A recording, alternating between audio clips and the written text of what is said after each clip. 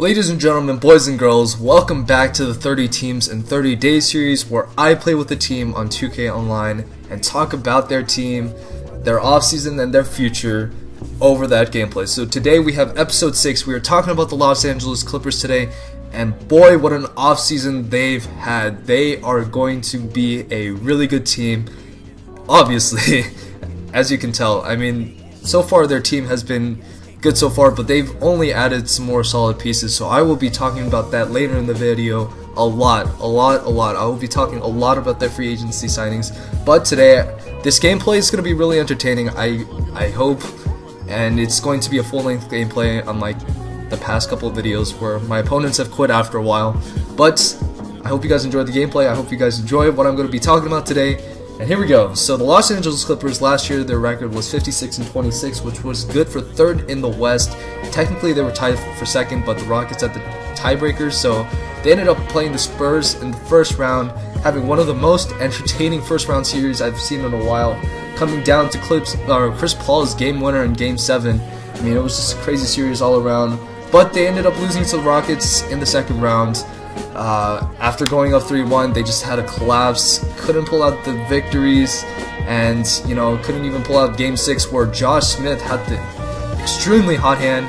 I think he just went full clutch. He forgot that he was a terrible three-point shooter, started chucking up threes, making everything, but that's how this Clippers season ended, in a pretty disappointing way. But they came back this offseason, and they've made a lot of good moves, and they are ready for the next season. So let me just talk about that really quickly, since it seems like that's the direction I'm going. So first of all, they made their first move actually was trading for Lance Stevenson, trading away Matt Barnes and Spencer Hawes, two players that have been okay for the Clippers. Matt Barnes especially. Spencer Hawes wasn't too good on the Clippers, but they ended up receiving Lance Stevenson, who could be a secondary ball handler for them, a great off-the-bench option. So it's going to be entertaining to watch him and Jamal Crawford play at the same time, because I don't think their playstyles really correlates. But moving on, I was going to be talking about their offseason moves, and their biggest offseason moves came from their free agency signings, several of which include signing Paul Pierce, signing Wesley Johnson,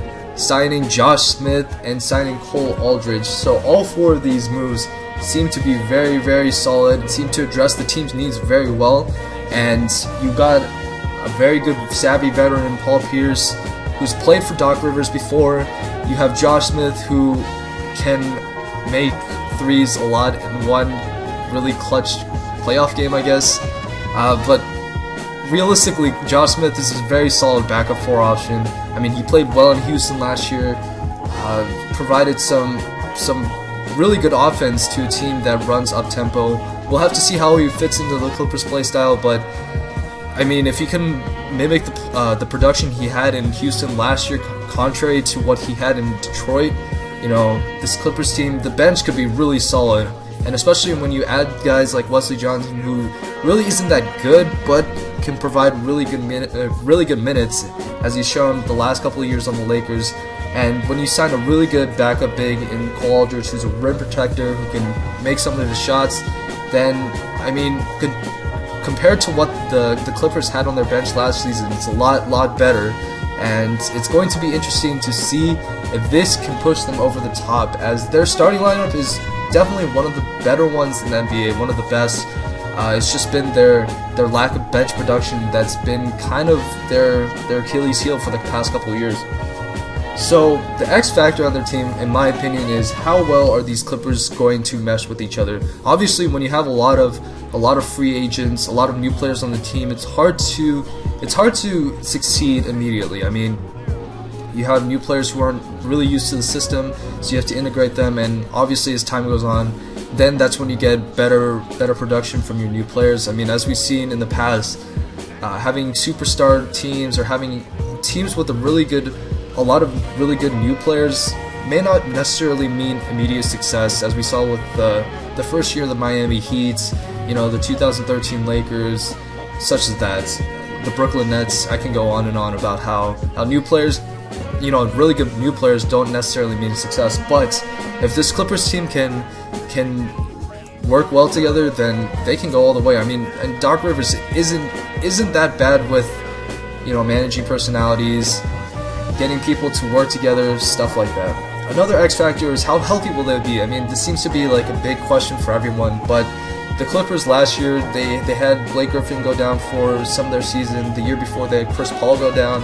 I mean, they weren't injury ending or season ending, but it seemed to hamper their playoff production a little bit. So if their health can be good, then obviously it'll help them. It'll give them more time to work together. Fortunately, you do have one of the most durable big men in DeAndre Jordan, so that shouldn't be a huge problem. But if the rest of their players can stay healthy, then some good things will happen in the playoffs. So my prediction for them is a Western Conference final visit and exit. I think they can definitely make it out of the second round this year.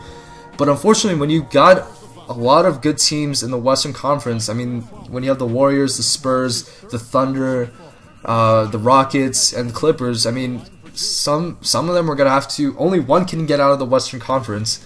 And unfortunately, I do not think the Clippers are going to be that team. I think some of the other teams are a little bit more solid, and they just have what it takes to make it to the finals. Not saying that the Clippers do, but I just got to see them have some playoff success before they make the finals. So hopefully they prove me wrong. Hopefully they end up making the finals. I just see another Western Conference team making the finals and pulling out of the Western Conference. So that has been it for me. This has been episode 6 of the 30 teams in 30 days. We are 20% done. We still have 24 more teams to go. So that is it for me. Like I said, hope you guys enjoyed the video. Episode 7 will be the Memphis Grizzlies. That will be coming out soon. So thank you guys for watching, and I hope you guys enjoy your day.